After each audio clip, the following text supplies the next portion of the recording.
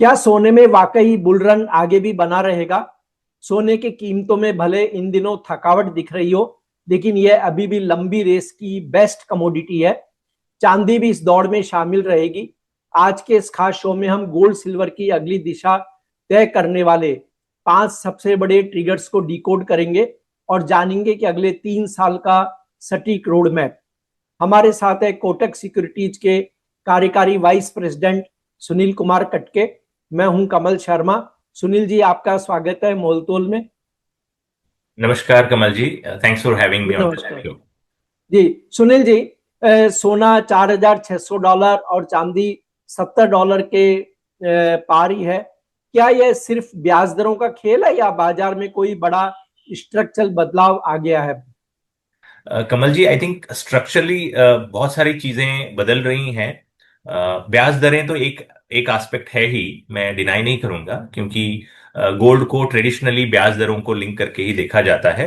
But beyond interest rates भी बहुत सारे ऐसे फैक्टर्स हैं जो अभी गोल्ड या सिल्वर को एक एक डायरेक्शन दे रहे हैं। मोर इम्पोर्टेंटली अगर हम आज की तारीख में बात करते हैं तो ज्यादातर लोग अब यूएस का जो फिस्कल डेफिसिट है, जो नेशनल डेट है, उसके ऊपर बात ज्यादा कर रहे हैं। अभी वो नंबर $40 ट्रिलियन के ऊपर पहुंच गया है।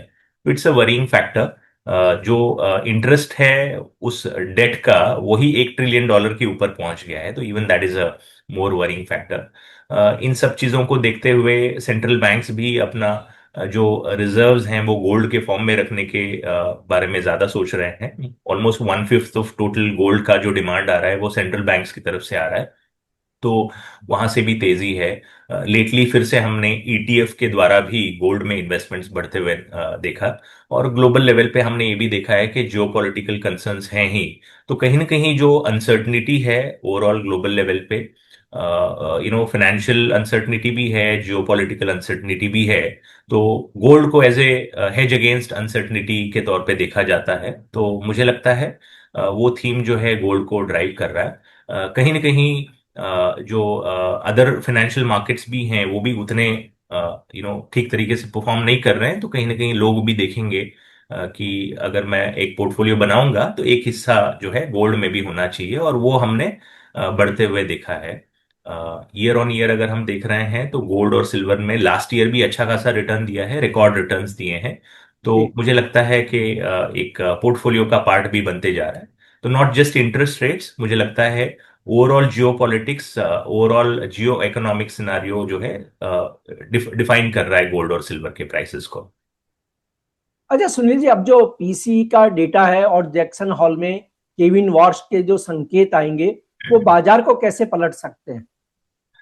जी, अभी देखिए, जैसे पर्सनल कंजम्पशन एक्सपेंडिचर का जो डेटा है, अ, वो अगर सॉफ्टर साइड आता है तो हो सकता है जो केविन वॉर्श हैं उनका स्टांस थोड़ा डविश हो। अगर वो स्टांस डविश रहेगा तो यील्ड्स थोड़े कम रहेंगे और डॉलर थोड़ा वीक होगा, और अगर यील्ड्स कम होंगे, डॉलर थोड़ा वीक होगा, तो जाहिर सी बात है गोल्ड और सिल्वर के प्राइसेस के लिए ये अच्छा माना जाएगा।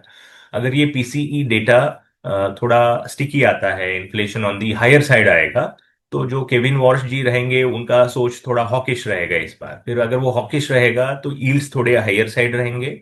यील्ड्स हायर साइड रहेंगे तो डॉलर मजबूत रहेगा, और डॉलर मजबूत रहेगा तो गोल्ड और सिल्वर के प्राइसेस में थोड़ा करेक्शन जरूर देखने को मिल सकता है। तो मुझे लगता है कि ये इन्फ्लेशनरी कंसर्न्स और ग्रोथ दोनों को ध्यान में रखना जरूरी रहेगा। तो केविन वॉश के पास भी एक डायलेमा जरूर रहेगा, क्योंकि ब्याज दरें अगर हायर साइड रहेंगे तो लिक्विडिटी क्रंच रहेगा, और जो करंट इकोनॉमिक सिचुएशन में है यूएस, वो टाइटर मॉनेटरी पॉलिसी उसको उससे बाहर निकालने में मदद मदद नहीं करेगा। तो कहीं ना कहीं वो एक आई थिंक चैलेंज रहेगा उनको डिसाइड करने में कि इन्फ्लेशन को कैसे कंट्रोल करें, ब्याज दरों को भी कैसे नीचे लाएं, ताकि ओवरऑल मनी सर्कुलेशन थोड़ा इजी हो। बट इस बार मुझे ये भी लग रहा है कि सिर्फ ये फेड का जो थॉट प्रोसेस है उसके बियॉन्ड अभी निकल चुका है, क्योंकि नेशनल डेट बढ़ रहा है। तो कहीं ना कहीं लोग भी beyond interest rate decisions, beyond inflation numbers अभी मार्केट को रीड कर रहे हैं। और जो अनसर्टनिटी ग्लोबल लेवल पे दिख रहा है तो उससे बचने के लिए कहीं ना कहीं गोल्ड के तरफ जो है उनका रुझान बढ़ते हुए नजर आ रहा है। जी। अगर फेड 2026 तक दरें ऊंची रखता है तो क्या गोल्ड का बुल रन जारी रह पाएगा? मुझे लगता है जैसे मैंने पहले भी बताया, अभी जो गोल्ड में रैली देखने को मिल रही है, it has gone beyond interest rates. और अगर रेट्स यहाँ पे ही रहते हैं, इसी लेवल पे रहेंगे, तो मुझे लगता है फिर भी बुल ट्रेंड गोल्ड में कंटिन्यू करेगा। क्योंकि गोल्ड को जैसे मैंने बताया, जो यूएस का करंट डेट का जो ट्रैप है, उससे बाहर निकलने में टाइम लगेगा। तो इन्वेस्टर्स अभी भांप चुके हैं कि यूएस के लिए एक बड़ा ट्रबल है। और जो डॉलर का डोमिनेशन था, वो कहीं ना कहीं आने वाले समय में वीक होते हुए नजर आ रहा है। अभी यूनिपोलर वर्ल्ड से मल्टीपोलर वर्ल्ड में हम कदम रख रहे हैं। तो डॉलर ही एक ऐसा इंस्ट्रूमेंट है जिसको आप इन्वर्सली प्रोपोर्शनल के तौर पे देख सकते थे गोल्ड को। तो अगर वो डॉलर का जो डोमिनेशन है वो धीरे धीरे कम होगा, तो गोल्ड का डोमिनेशन जो है धीरे धीरे बढ़ेगा ग्लोबल लेवल पे। तो मुझे लगता है जो फेड के इंटरेस्ट रेट्स अगर यहाँ पे रहेंगे या थोड़ा बहुत बढ़ता भी है, तो जो अदर स्ट्रक्चरल इश्यूज हैं, वो मुझे लगता है कहीं ना कहीं गोल्ड के प्राइसेस को सपोर्ट करेंगे। ठीक ठाक हमने सेंट्रल बैंक की तरफ से बाइंग आते हुए देखा है। जैसे मैंने बताया, ग्लोबल सप्लाई का तकरीबन 1/5 जो है सेंट्रल बैंक्स बाय कर रहे हैं। 20% of gold demand is coming from central banks. और ईटीएफ का भी इनफ्लो ठीक ठाक है। और मुझे लगता है कि कहीं ना कहीं रियल यील्ड्स वगैरह भी ऑन दी लोअर साइड रहेंगे। डॉलर भी कहीं ना कहीं वीकर साइड ही रहेगा। तो वो भी एक फैक्टर है जो कि गोल्ड को सपोर्ट करेगा आने वाले समय में, मुझे जहां तक लग रहा है। जी, अब सुनील जी, जैसे आपने भी बताया और हम देख भी रहे हैं कि अमेरिकी इकोनॉमी के हालात ठीक नहीं है, तो क्या जबकि आमतौर पे थ्योरी ये रहती है कि बॉन्ड यील्ड अगर बढ़ता है तो सोना गिरता है, इस बार ऐसा नहीं हो रहा, तो क्या ये वाकई डेप्ट रिस्क हावी है, इसका मतलब? जी, अभी देखिए, क्वेश्चन बॉन्ड यील्ड हाई है उसका नहीं है। अभी क्वेश्चन ये हो गया है कि बॉन्ड यील्ड हाई क्यों है, क्या कारण है। क्या बॉन्ड यील्ड्स हाई इसलिए है क्योंकि ये ग्रोथ से ड्रिवन है, या ये फिजिकल कंसर्न्स की वजह से, हायर डेट इश्यूएंस की वजह से है, या इन्फ्लेशनरी कंसर्न्स की वजह से है। इस चीज पे डिपेंड करता है। मुझे लगता है स्टोरी अभी वो फिजिकल कंसर्न्स के पास है। डेट का जो रेट है वो बहुत ही हायर साइड है, इन्फ्लेशनरी कंसर्न्स हैं। तो मुझे लगता है उसके वजह से अगर yields on the higher side हैं तो गोल्ड को सपोर्ट जरूर मिलेगा। मार्केट अभी बियॉन्ड यील्ड देख रही है गोल्ड को, जैसे मैंने पहले भी बताया। तो yields even if they are stable और ऑन दी हायर साइड, मुझे लगता है other factors will certainly continue to support gold and silver prices. तो सुनील जी, जैसे हम देख रहे हैं इंटरनेशनल मार्केट में और एमसीएक्स में भी गोल्ड काफी तेज है आज भी। गोल्ड ने एमसीएक्स में तो बहुत ही अच्छी बढ़त बनाई है। ऐसे में ऊंचे स्तरों पर नई खरीद करनी चाहिए या प्रॉफिट बुकिंग का समय है ये? कमल जी, मुझे लगता है अगर कोई पहले से ही इन्वेस्टेड है गोल्ड सिल्वर में, जी। तो मुझे लगता है थोड़ा बहुत एक प्रॉफिट बुकिंग जरूर देखना चाहिए। अगर कोई फ्रेश इनिशिएट कर रहा है, जैसे अगर मैं गोल्ड में लास्ट ईयर 2025 से ही अगर इन्वेस्ट कर रहा होता, तो गोल्ड के भाव तकरीबन $3500 के आसपास था। इंडियन रुपी में $80-90 के, 80-90 हज़ार रुपए के आसपास था प्रति 10 ग्राम, जो कि अभी 1,60,000 के आसपास है इंडियन रुपी टर्म में। जी। तो अगर मैं लास्ट ईयर बिगिनिंग में 2025 के जनवरी फरवरी में इन्वेस्ट किया हूं, तो अभी मुझे ठीक ठाक प्रॉफिट मिल रहा है। तो अभी मुझे एक बार पार्शियल प्रॉफिट बुकिंग के बारे में सोचना चाहिए। अगर मैं एज ए नया इन्वेस्टर मार्केट में एंटर कर रहा हूँ, एज ए पोर्टफोलियो में अभी बिल्ड कर रहा हूँ, और अभी मुझे एक पोर्शन गोल्ड में इन्वेस्ट करना है, डाइवर्सिफाई करना है, तो मुझे लगता है कि I can not time the market. तो मैं स्टैगर्ड वे में जरूर गोल्ड को अक्यूमुलेट करके चल सकता हूं, क्योंकि हेडरूम है अभी भी गोल्ड और सिल्वर में। तो मैं इसको इस तरह से देखूंगा। अगर मैं एक पुराना इन्वेस्टर हूं और मैंने अक्यूमुलेट बहुत टाइम पहले से किया है, मुझे ठीक ठाक प्रॉफिट मिल रहा है, तो मैं जरूर थोड़ा बहुत प्रॉफिट बुकिंग एडवाइस करूंगा। उसके लिए कारण ये है कि थोड़ा ब्याज दरें ऑन द हायर साइड है। क्रूड ऑयल अभी भी 90-91 डॉलर के आसपास है ब्रेंट की, अगर हम बात करते हैं। और की इन्फ्लेशन डेटाज भी आने वाले हैं। जैक्सन होल मीटिंग में ये मंथ एंड में समझ में आएगा कि उनका स्टांस क्या रहेगा। तो इन सब अनसर्टनिटीज को लेके मैं वेट करूं, उससे अच्छा मैं थोड़ा बहुत पार्शियल प्रॉफिट बुकिंग कर सकता हूं अगर मैं एक पुराना इन्वेस्टर हूं।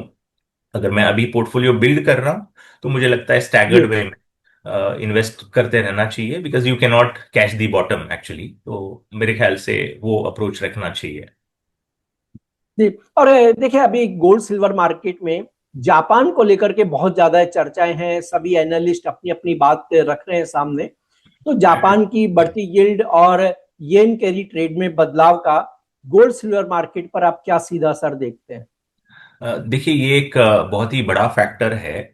जापान क्योंकि नो इंटरेस्ट रेट पे था, ऑलमोस्ट जीरो इंटरेस्ट रेट पे था, तो इजीली पैसा अवेलेबल था। तो ग्लोबल लेवल पे सारे ही लोगों ने जापान से कम या जीरो ब्याज दरों पे पैसा उठाया और ग्लोबल लेवल पे वैरायटी ऑफ असेट क्लासेस में इन्वेस्ट किया। बखूबी थोड़ा बहुत इन्वेस्टमेंट गोल्ड में भी गया वो फंड का। जी। तो अभी क्योंकि जैपनीज यील्ड्स इंप्रूव हो रही हैं, तो जो स्प्रेड था पहले वो अभी नहीं रहा, अभी वो कम हो रहा है। और अगर करेंसी फ्लक्चुएशन होता है तो इनफैक्ट उसमें लॉसेस के भी चांसेस हैं। तो बहुत सारे लोगों ने कम ब्याज दरों पे या जीरो ब्याज दरों पे पैसा उठाया और लिवरेज पोजीशंस बना लिए हैं। अभी वो लिवरेज जो है महंगा पड़ते हुए नजर आ रहा है, क्योंकि जापान का यील्ड अभी बेहतर हो रहा है और ऑन दी अदर हैंड जो दूसरे कंट्रीज हैं वहां पे उनके यील्ड्स जो हैं कम होते हुए नजर आ रहे हैं। तो जो पहले स्प्रेड था अभी वो नहीं है और वॉलेटिलिटी भी है, करेंसी वॉलेटिलिटी भी है। तो ओवरऑल एक एक रिस्क जो है देखने को मिल रहा है। तो कहीं ना कहीं वो सेल ऑफ के फॉर्म में देखने को मिल सकता है मल्टीपल असेट क्लासेस में। तो अगर ये येन कैरी ट्रेड अनवाइंडिंग होता है तो शॉर्ट टर्म के लिए गोल्ड में भी थोड़ा बहुत सेलिंग प्रेशर बनेगा, क्योंकि लिक्विडिटी क्रंच जरूर देखने को मिल सकता है। क्योंकि लोग अपने इक्विटीज वगैरह बेचेंगे या बॉन्ड्स हैं बॉन्ड्स बेचेंगे। इवन गोल्ड में अगर पोजीशंस हैं तो वो भी लिक्विडेट करेंगे, क्योंकि दे हैव टू पे बैक दी बोरोड मनी। तो एक शॉर्ट टर्म में जरूर एक प्रेशर देखने को मिल सकता है गोल्ड के प्राइस में। बट लॉन्ग टर्म में इसका इम्पैक्ट थोड़ा पॉजिटिव रहेगा, क्योंकि इक्विटी मार्केट्स पे प्रेशर रहेगा, करेंसीज वीक होंगी और सेल ऑफ के चलते लॉसेस वगैरह बढ़ेंगे, तो एक अनसर्टनिटी का माहौल बनेगा। तो नियर टर्म में थोड़े टाइम के बाद फिर से गोल्ड में एक सेफ हेवन का अपील बढ़ते हुए नजर आएगा। और सेफ हेवन अपील के तौर पे मुझे लगता है फिर से गोल्ड में लोगों का रुझान आएगा। तो लॉन्ग टर्म ये जो जापानीज येन कैरी ट्रेड का अनवाइंडिंग होगा ये गोल्ड के लिए मुझे लगता है पॉजिटिव होगा। शॉर्ट टर्म में थोड़ा लिक्विडिटी क्रंच या पोजीशन लिक्विडेशन के चलते प्राइसेस में करेक्शन थोड़ा देखने को मिल सकता है। जी। और देखिए, कुछ इंटरनेशनल फर्म गोल्ड के $6,000 या इससे ऊपर तक और चांदी के फिर से $100 तक जाने की बातें कह रहे हैं। इन टारगेट्स में कितनी सच्चाई है और क्या जोखिम है, सुनील जी?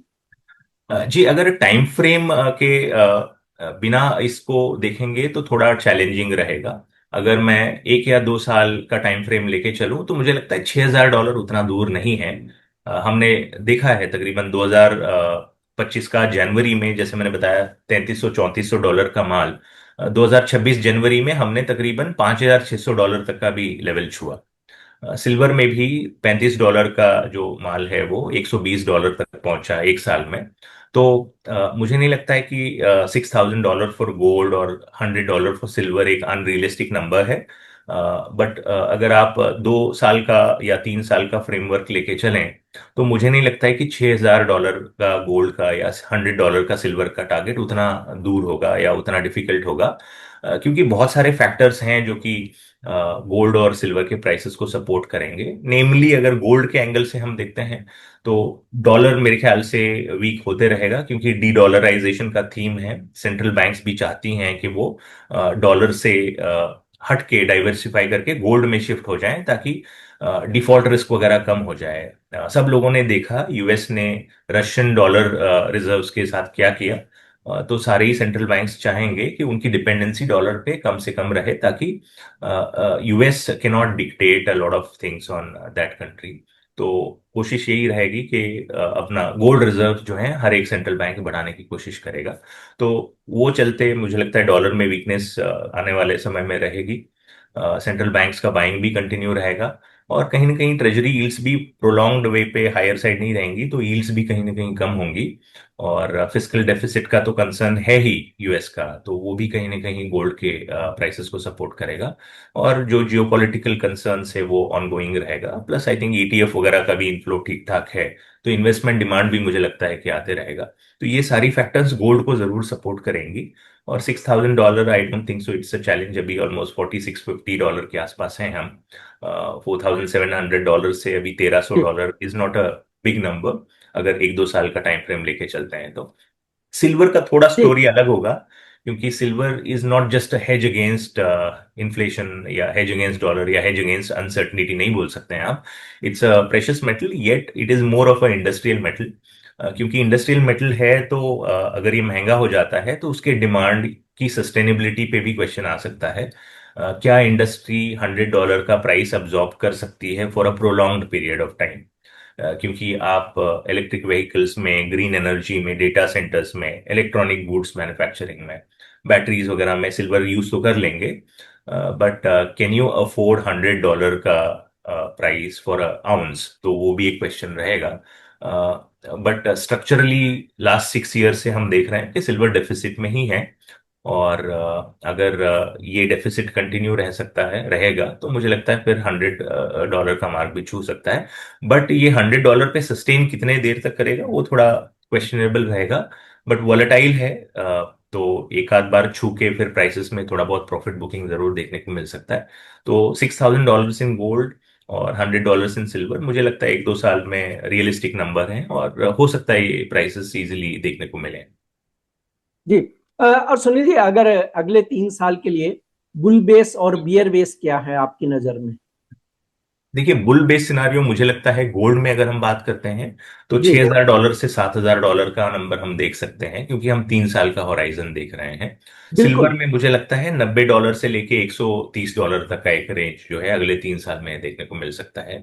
की ड्राइवर्स मुझे लगता है जो डॉलर है वो वीक होते हुए नजर आएगा, डॉलर का वीकनेस सपोर्ट करेगा। जो यूएस पे फिस्कल स्ट्रेस है, मुझे नहीं लगता है कि ये कम होगा, ये बढ़ते ही जाएगा।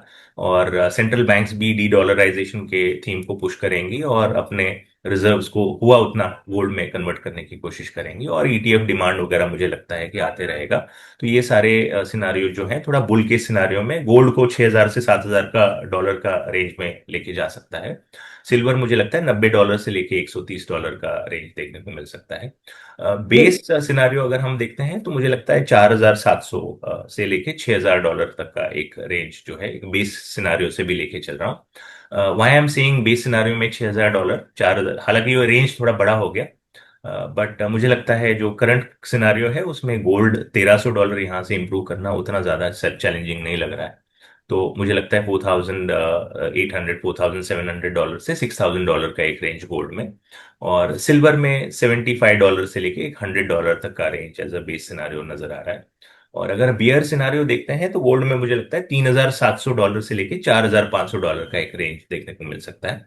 चांदी में $55 से लेके $75 का एक सिनारियो हमको देखने को मिल सकता है। यहाँ पे अगर मान लीजिए जो डेट कंसर्न्स हैं, जो अगर यूएस थोड़ा टैकल कर पाता है तो डॉलर में अगर मजबूती फिर से लौट आती है, रियल यील्ड्स में अगेन इजाफा आएगा अगर डॉलर मजबूत होगा, और फेड अपना जो पॉलिसी है वो टाइटर साइड रखेगा, तो फिर ये प्राइसेस में थोड़ा कैप जरूर लग सकता है।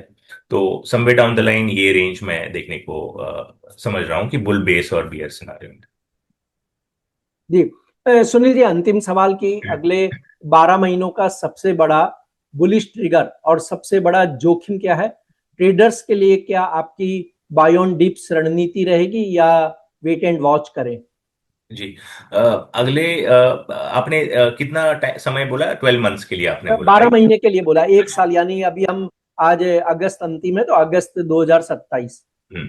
तो देखिए, अगले 12 महीने के लिए जो नियरेस्ट बुलिश ट्रिगर है मुझे लगता है, जो यूएस का जो राइजिंग फिजिकल डेफिसिट है और जो डेट कंसर्न्स हैं, वो मेरे को लगता है कि अगले 12 महीने तक थोड़ा हाई ट्रिगर फैक्टर रहेगा। जैसे मैंने बताया, for US to manage $40 trillion debt और 1 ट्रिलियन तो उसका इंटरेस्ट बन रहा है, तो वो मैनेज करना मुश्किल होगा।